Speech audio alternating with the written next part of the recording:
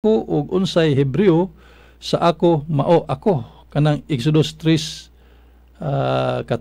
Salamat and God bless. Okay, salamat brother no. Nga naminaw kamo diha gikan sa kuan no. Leyte, Ilongos Leyte mga kaigsunan. O tigpaminaw nato ni. Okay, so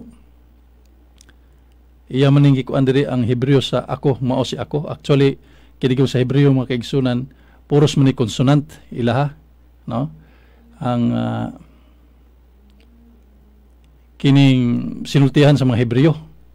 Ya, di man kita makamemorize pud aning unsay mga kuan sa Hebreo no. I am, who am, kini manggod ang Ginoo nga way sinugdanan ug way katapusan naghisgot diha sa Exodus. Sakto ni nga gikuan ikutlo sa ato igsuon sa kapitulo 3 bersikulo 14 nga I am who am. Kining way sinugdanan ug walay katapusan. Ako mao si ako.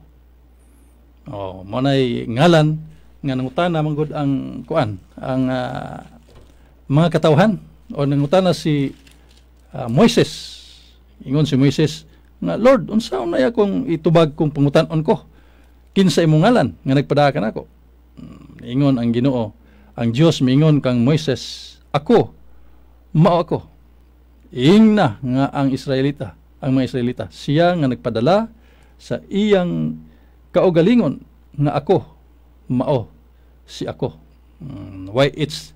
WH mo ni mga kaigsunan kining Yahweh nga gitawag og I am who am nga kining paglitok ani sa Hebreo nga pinulungan Yud-He Waw-He no kay sa Hebreo man ni pero sa English gitawag og I am who am. Ako ang Dios walay sinugdanan ug walay katapusan. Mao kanay kuan brother no ang YHWH or Yud-He Waw-He. Okay, salamat kayo. Unya wa may mabasa nga nag-ingon at Dios tulo kami. Dili kaha kumpos lang sa kadagkuan sa Katoliko nga tulo ka persona. Imong gihisgutan diri diha ko sa wa may mabasa nga nag-ingon at Dios tulo kami. Wa man ta nag-ingon nga tulo ang Dios. Brother, no? Iklaro nato atong pagtulunan. There is but one God. Ako nang gilitok na diha sa Isaias kapitulo 45 bersikulo 5, Isaias kapitulo 46 bersikulo 9, ato lang gisgutan nga there is but one God. Usa ra ka Dios, pero tulo ka persona. Unsa man persona mga kaigsunan? Usa ka pagkamao. Usa ka pagkamao nga adunay salabutan ug adunay kini ang free will. Sa mga free will, gawas nun nga kabubuton. So, kung ang usa ka pagkamao, kanang gitawag og being in English, aduna siya salabutan o aduna siya free will or gawas nun nga kabubuton, gitawag na siya og persona. Bisan pag di na nimo siya makita, kita kay aduna man tay kabubuton, aduna tay free will, usa ta ka persona. Ang espiritu, adunay free will o aduna siya gawas nung kabubuton, busa usa ka persona. Ang Dios bisag dili makita pero aduna siya kabubuton o aduna siya free will, persona. So ang amahan persona ba? Persona tungod kay aduna siya kabubuton og gawas nung kabubuton og intellect, no? Unya ang anak mao gyapon aduna siya kabubuton ug aduna siya free will, no? Intellect and free will. Ang Espiritu Santo mausab adunay free will and intellect, busa persona. Pila man sila kabuok, ang amahan, ang anak ug ang Espiritu Santo, tulo. Mabitaw nga giklaro kana ni San Juan, no? Na sa unang Juan kapitulo 5 bersikulo 7. Gingon sa linatin nga Cunium tres sunt qui testimonium dant in cielo. Pater, verbum et Espiritu Santo, et history unum sunt.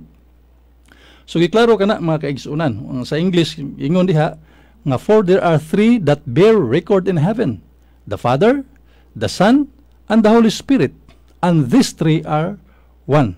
O sa ragyod, no? Mao na nga ang simbahang Katoliko wa magtudlo nga tuloy Dios oy. Hunahuna ra na sa tao, no? Nga wa maminaw sa simbahan kay iyang palabihon ang iyang kuan sa simbahan, no? Gunob sa mga pagtulunan sa simbahan. Dili mahimo og dili mapildi, dili mapukan ang simbahan.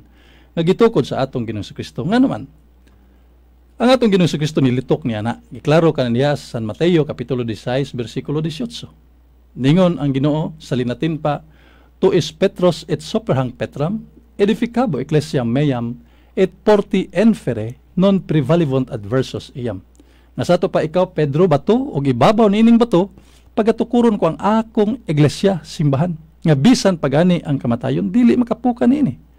Muna ang simbahan Katoliko, sukad pa gyud sa anyo 33, hangtod karon mga kaigsunan, dili mapukan, ug wa gyud mapukan. Bisan pa ang tanan nga mga kaninlaing pundok ug relihiyon, nga musuway sa pagpukan ini, pinaagi sa contradict sa mga pagtulunan sa simbahan.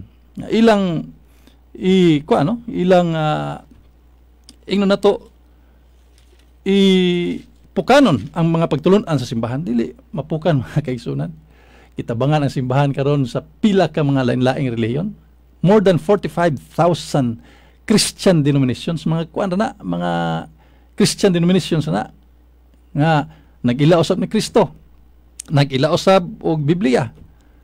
But they are trying to destroy the church, but never. Kaya atong gingon na si Kristo nga nagtukod ni ini, ningon siya nga dili og walay makapukan nining maong gingharian kun iglesia nga gitukod ni Kristo. Giklaro kana niya, no? Diha sa daang tugon pa lang, iyan ang gisaad.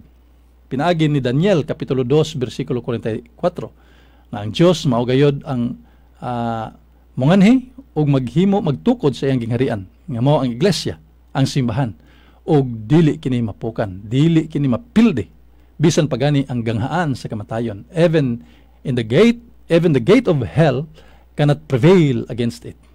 Nya, kinsa man tayo mo supak-supak nining pagtulunan sa simbahan, kinsa man tayo mo supak-supak sa Ginoo nga wa may laing simbahan nga gitukod sa atong Ginoong Kristo. Usara man gyud mga kaigsunan, there is but one church founded by Jesus Christ. Thou art Peter, and upon this rock I will build my church. Singular, dili churches.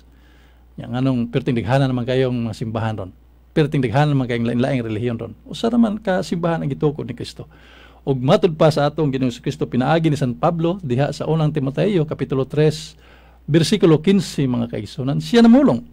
Matud pa niya ni San Pablo nga kining maong balay nga gitukod ni Kristo, nga mao ang iglesia o simbahan, mao ang haligi og patukuranan sa kamatuoran.